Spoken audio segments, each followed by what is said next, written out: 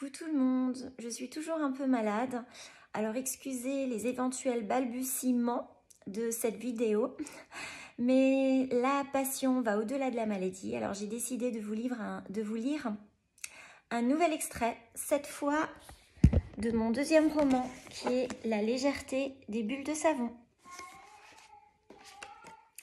Le docteur Marc Bourvois est un médecin légiste très doué, mais relativement peu conventionnel.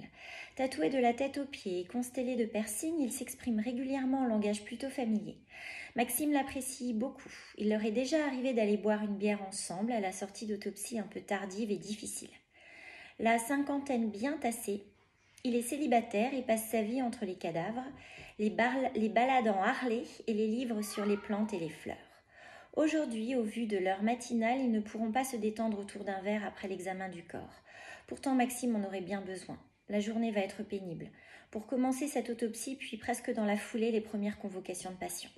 Maxime déteste les autopsies, mais il se force à y assister systématiquement, car pour lui, cela fait partie intégrante de l'enquête et de la possibilité d'appréhender au mieux le tueur et sa façon de penser. Sur la scène de crime, le docteur Bourvois lui avait fait part d'un élément à vérifier et c'est ce par quoi il décide de débuter. Masque, lunettes de protection, gants, latex et dictaphone à proximité, le légiste est paré et prêt à commencer. Maxime aussi porte un masque et il s'est appliqué une dose de baume mentholé sous le nez, odeur oblige. Lentement, le médecin légiste écarte les doigts froids et livides du psychiatre et dans sa main ouverte, il découvre ce qu'il reste d'un pissenlit.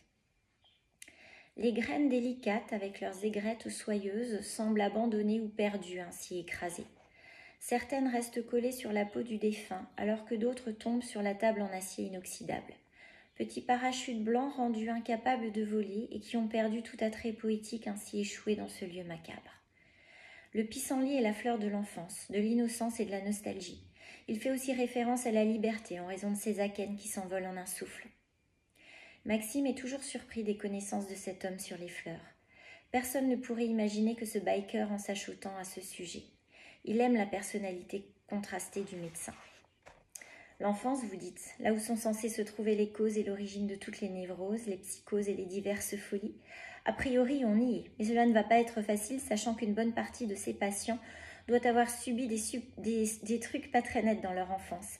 D'ailleurs, on a tous quelque chose à raconter de ce genre, non ? Au moins une souffrance ou une frustration. Exact. Pourquoi croyez-vous que je côtoie les morts ? Le doc rit allègrement de ces mots et Maxime le suit sans se faire prier, bien contents tous les deux de relâcher un peu de cette pression qui les écrase presque autant que ce pissenlit a pu l'être. Des éclats de rire au milieu des morts, cela peut sembler étrange ou même irrespectueux, mais c'est en réalité tout le contraire. Les morts, c'est leur vie. Pas de surprise pour le reste de l'autopsie. Rien sous les ongles du défunt et une multitude de plaies par arme blanche, sans doute un couteau de cuisine. L'éminent psychiatre s'est vidé de son sang. Un peu plus étonnant par contre, l'absence de blessure de défense. A-t-il été surpris ou drogué ? Reste à attendre l'analyse toxicologique. Maxime en ressort éprouvé comme à chaque fois. Aller fouiller jusque dans les tripes d'un individu, ce n'est pas anodin, pas plus que de commencer à percevoir la folie d'un autre. Voilà. Alors j'espère que malgré les petits accros et les miaulements de mon petit Rio, vous avez pu apprécier ce nouvel extrait. J'espère que ça vous a donné envie de découvrir la légèreté des bulles de savon. Si vous voulez d'autres extraits, dites-le moi en message privé ou sous ce post. Bon week-end!